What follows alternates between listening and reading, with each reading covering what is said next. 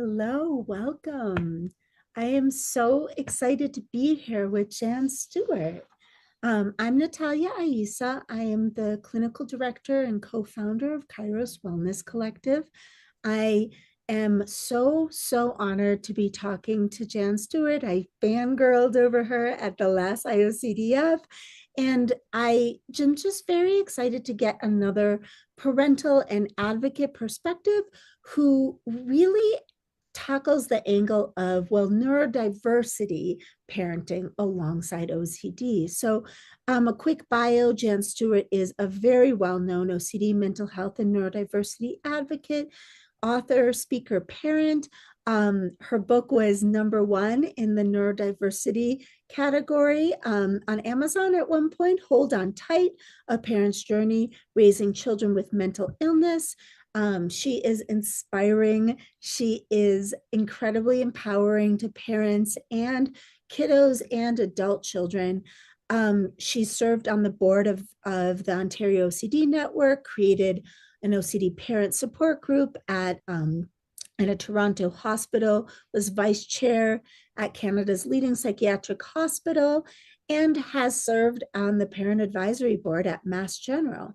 So there are so many accolades. I could keep going, but I know that our listeners really just want to hear your story. So Jen, what do you want our listeners to know about your personal experience with neurodiversity parenting and OCD?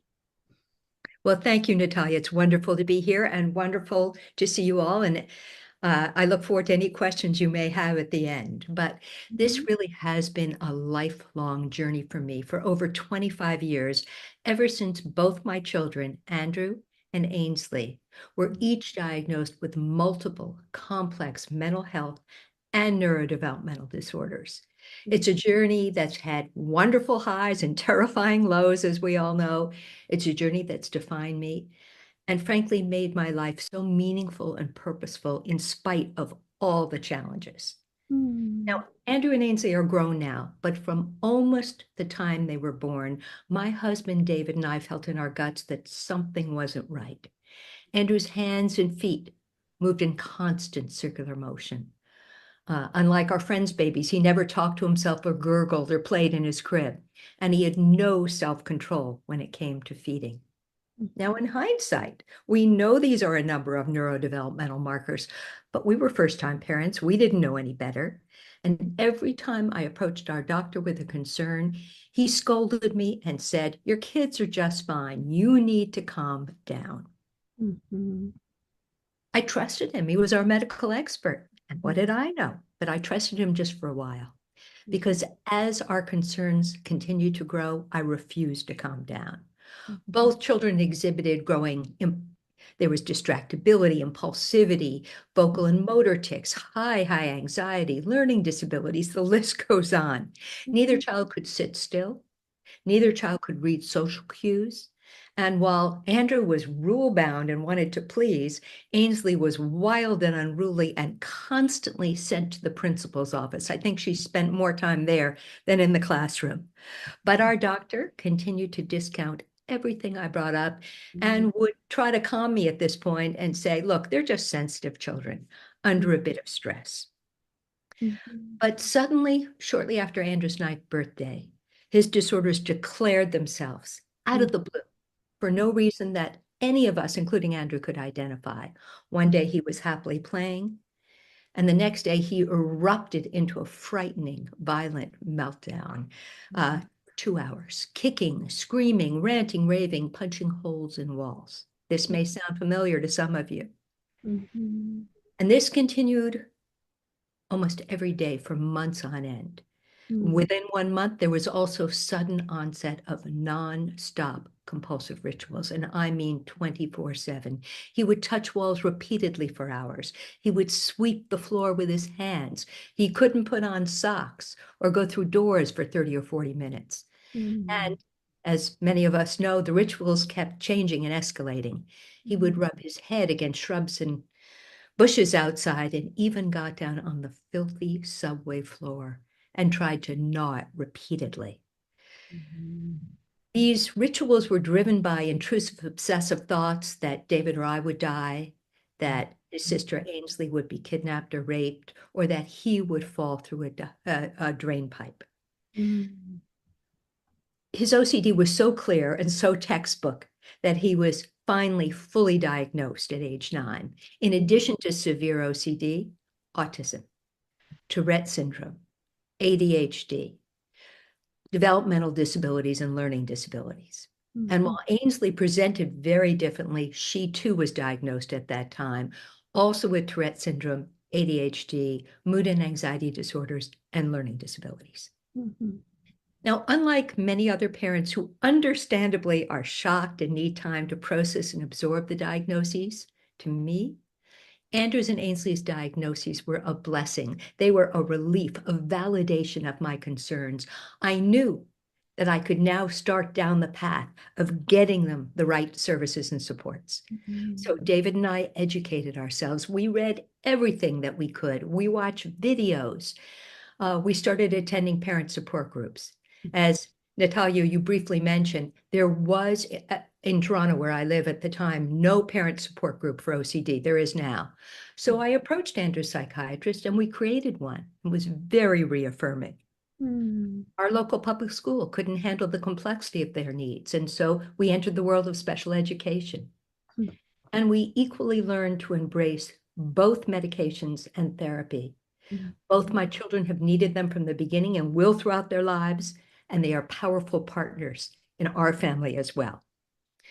So with meds for his OCD, Andrew started on the SSRI Luvox, fluvoxamine, and it took about 3 months to kick in with titrations and adjustments. He still benefits from it today, along with more recently the tricyclic antidepressant clomipramine or anafranil, and that has given him more cushion to deal with his OCD when it comes up.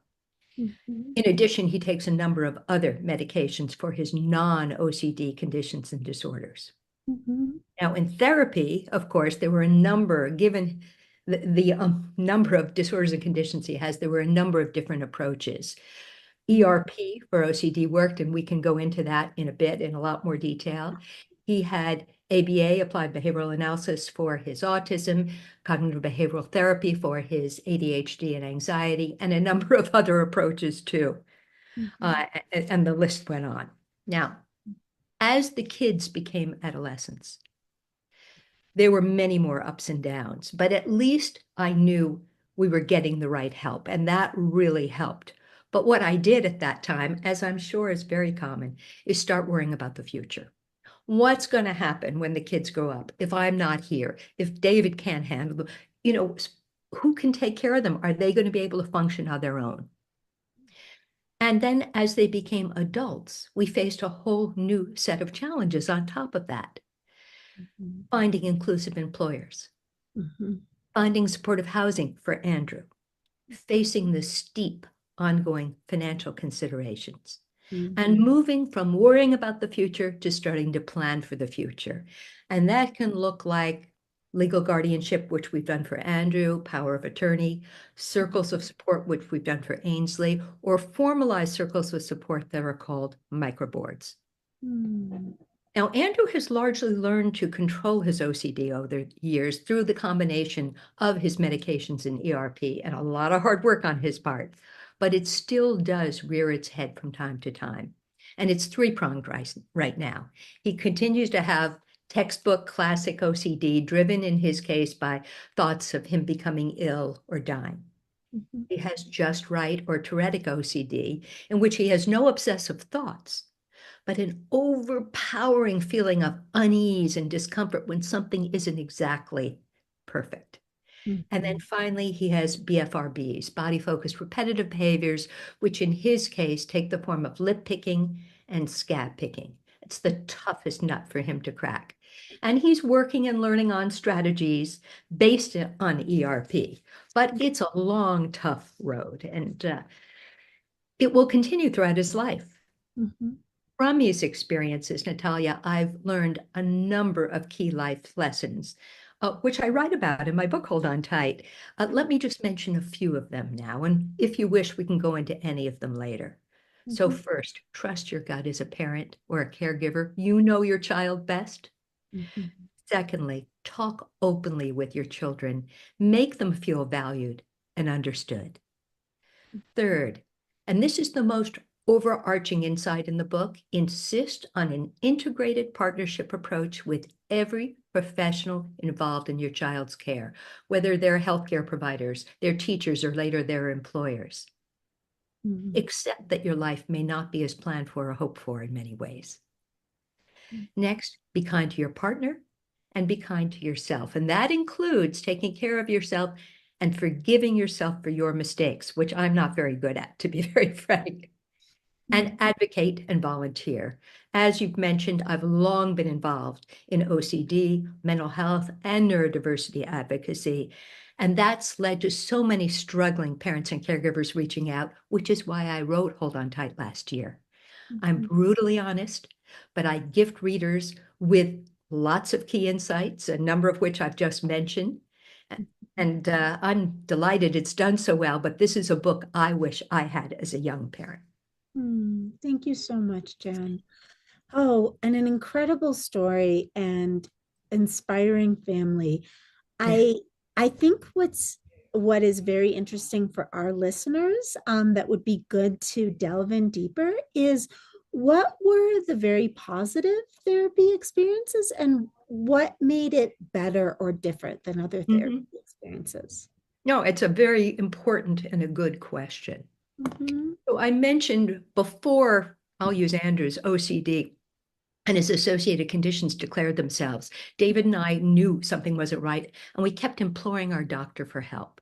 And we tried a number of different things. We tried relaxation, meditation, talk therapy, uh, EMDR, eye movement desensitization, reprocessing, nothing worked. mhm, And perhaps we were fortunate that when his OCD did come forward, it was so clear and so textbook. Now, mhm, I've always been a strong believer in evidence-based treatment. So once we heard those words OCD, both David and I read up on OCD extensively, and that included slogging through, as a parent, some of those really tough to understand dry research studies. But mhm, it really gave me information when, it would take me a long time to go through them and sometimes go back. I cold called mhm, OCD psychiatrists, OCD psychologists across North America. And I kept hearing that ERP, exposure response prevention, was the gold standard in evidence-based treatment for OCD. So then back to research I went and hunkered down to find a qualified ERP therapist. Again, I made a lot of calls. mhm, I didn't know any other parent going through this at the time. So I called the IOCDF, the International OCD Foundation. I called hospitals. I even called authors of those tough to read research studies. And I found a wonderful therapist steeped in ERP. It was mhm, tough, but Andrew was determined to win. And his therapist was very smart. He recognized that with Andrew's ADHD, there's no way Andrew could have sat in his office during a whole session. So they would chat while they went on walks or go to restaurants, and then they would come home to David and me. We'd all sit together, discuss what they discussed. We'd ask questions.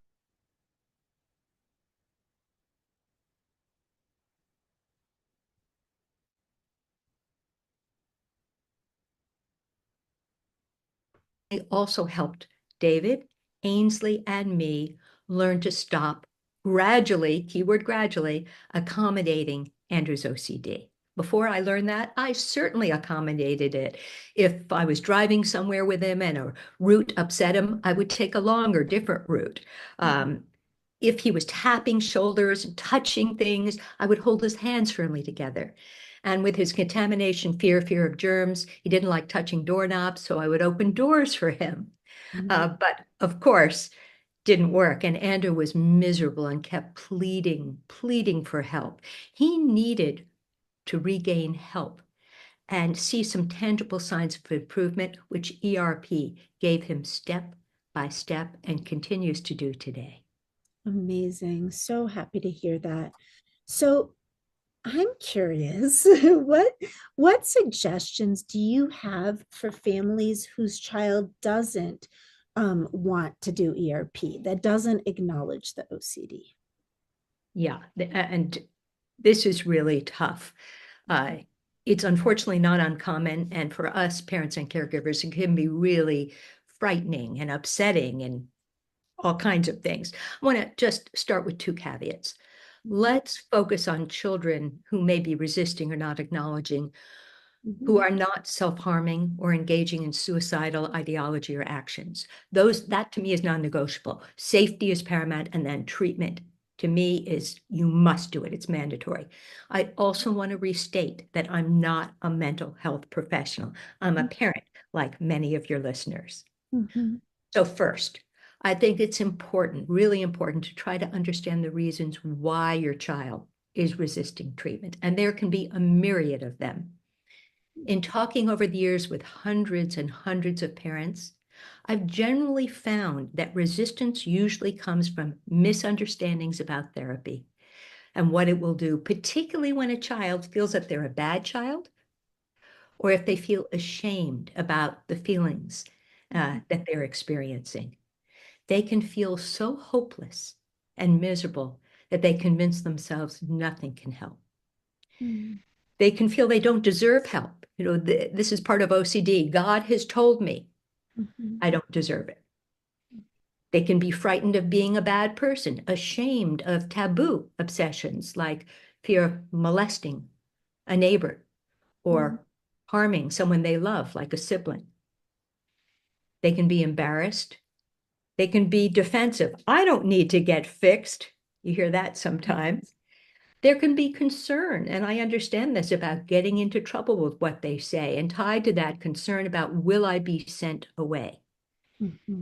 And strong, understandably scared of sharing their innermost thoughts and deepest feelings with a stranger. I mean, would you do that? They've all been taught, don't talk to strangers. And now here we're asking them to do so.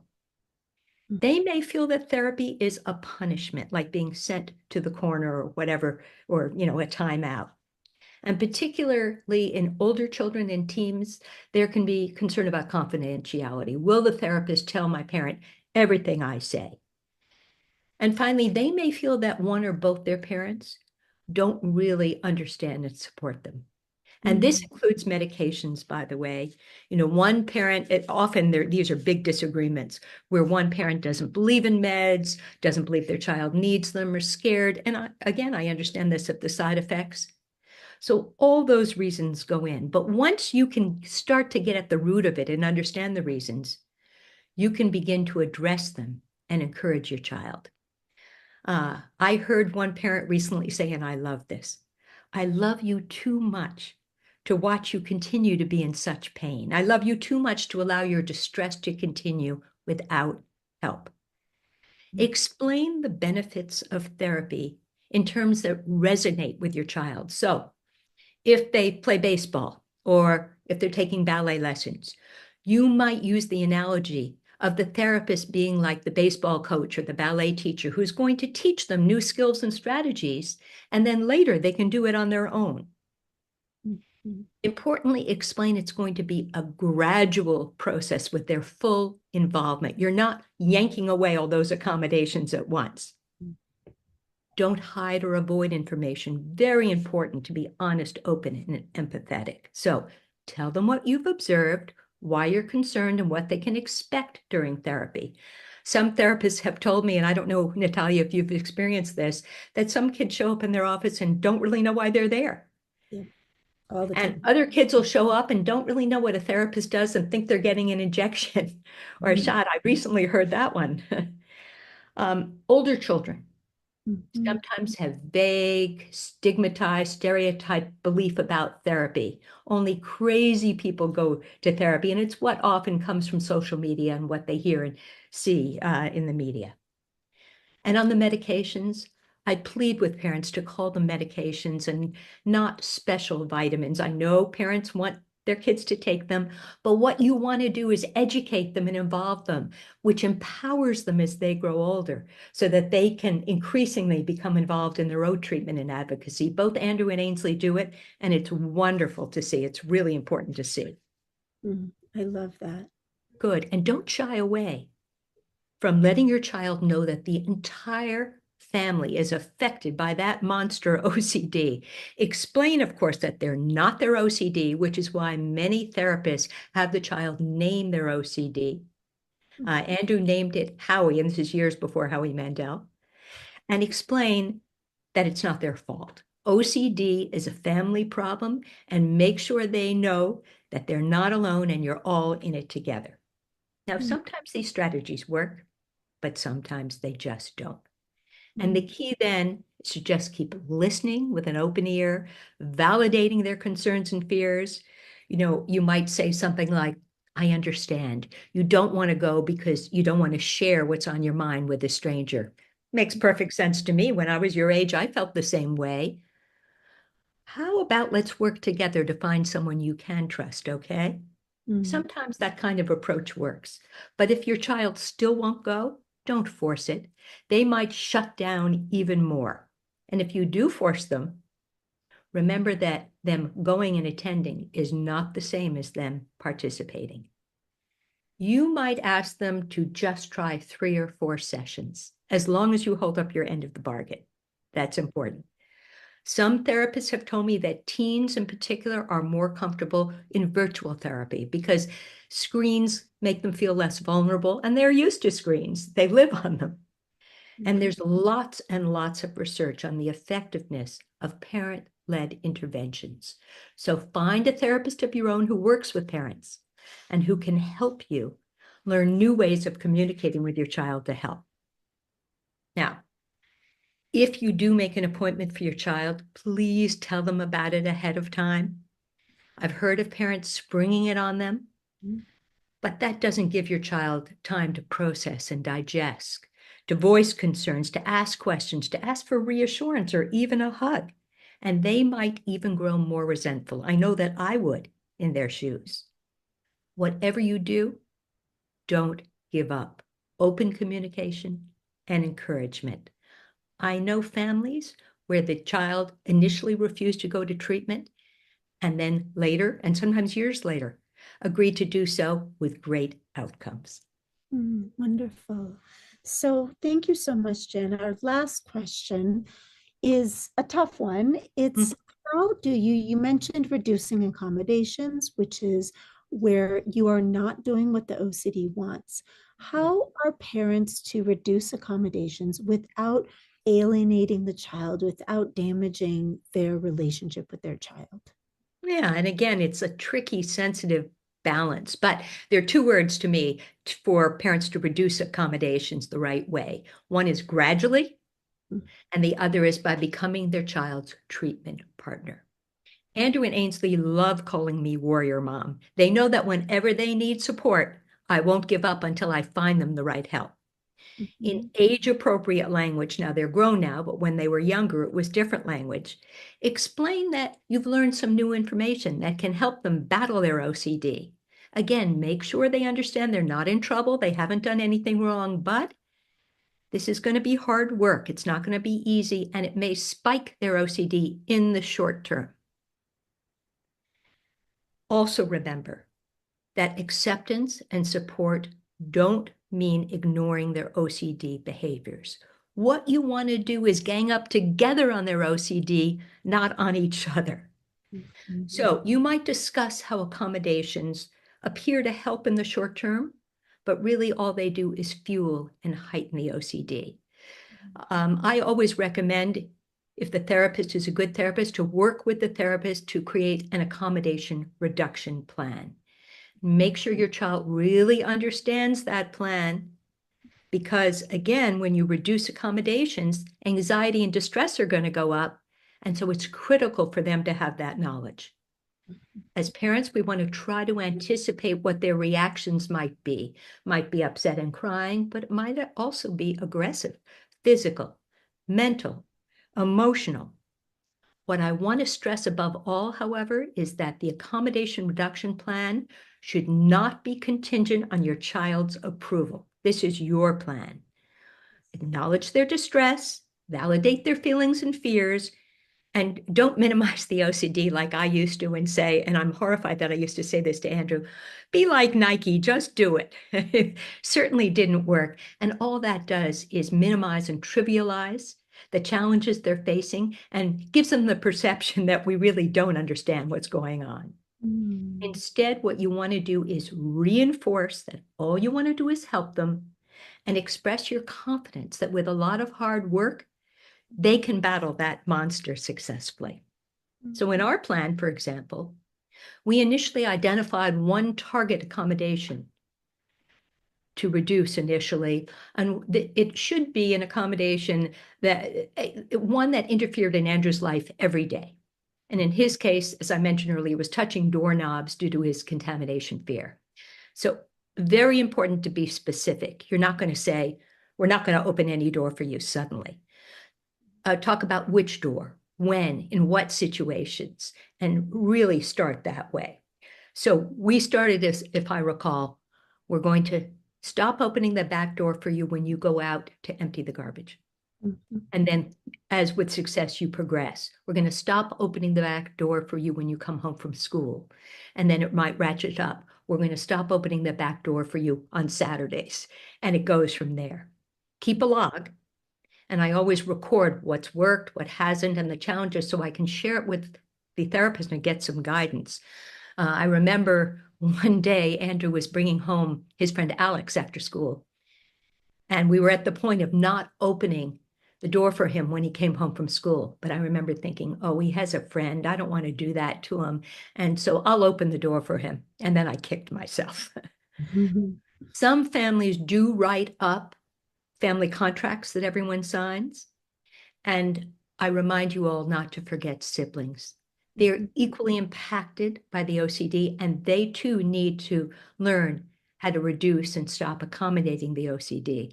I've also found, by the way, that they are the best at encouraging and supporting their sibling. Ainsley certainly does that better than David or I could ever do it. The key to me, Natalia, is consistent follow through. You may need to make adjustments from time to time, but once that new pattern is established, you can move to the next target accommodation. And remind them that progress isn't linear. It's going to be a bumpy, windy road, but celebrate every improvement, no matter how small. I love that. Thank you so much. Sure. So we're just about at time, but with the last couple of minutes, I want to squeeze in a question from our audience. Okay. So it is related to, you mentioned Just Right OCD with socks. And the question is, on that subject, difficulty with socks not feeling right is also an autism thing. So how is it that you can tell the difference between OCD and autism? Now, this is an excellent question. And by the way, I write a monthly column for Today's Parent on autism because I chair the largest autism services provider in Canada called Kerry's Place Autism Services. So if you Google my name, Jan Stewart, with Today's Parent, while it's on autism, this month, in celebration of OCD Awareness Week, I wrote 2 articles on co-occurring autism and OCD. One is an interview with Dr. Robert Hudak at University of Pittsburgh, who is an expert on the co-occurring conditions. And one is much more on OCD. I interviewed Natasha Daniels with the AT Parenting Survival podcast and her other activities. So many of the behaviors on the surface with autism and OCD can look similar. There are restrictive behaviors, the repetitive behaviors, as you said, socks. It can be a child not wanting to do dishes. And so you have to get underneath it. There's a key core difference. In autism, many of these behaviors are soothing, are calming, help the child self-regulate, and with their emotional state, it really helps. They can even have pleasure from some of these. With a child with OCD, though, they're in massive distress. They want to get rid of the OCD. It doesn't feel part of them. Autistic children often, and again, every autistic child is different, often have difficulty separating themselves from what's happening. So if a child won't put on socks, if they won't do the dishes, Is it because of a sensory sensitivity to the feel of the soap or the water, which is autism? Or is it because of a contamination fear, a fear of germs? So you do this through observation and step by step with the therapist, and you can determine what really is going on, and then you can attack it. Sometimes with co-occurring conditions, particularly, for instance, as I mentioned with ADHD, that has to be attacked first before the child can focus on OCD therapy. Again, every child is unique and different, and you want to play to their strengths and what resonates with them. Thank you so much, Jen. It was an honor. And again, this is Jan Stewart. You can look up her articles in Today's Parent. There's a documentary about her family, which is fascinating, still on YouTube. And it is just my honor to have spoken with you. Thank you so much, Jen. Thank you, Natalia. Take care.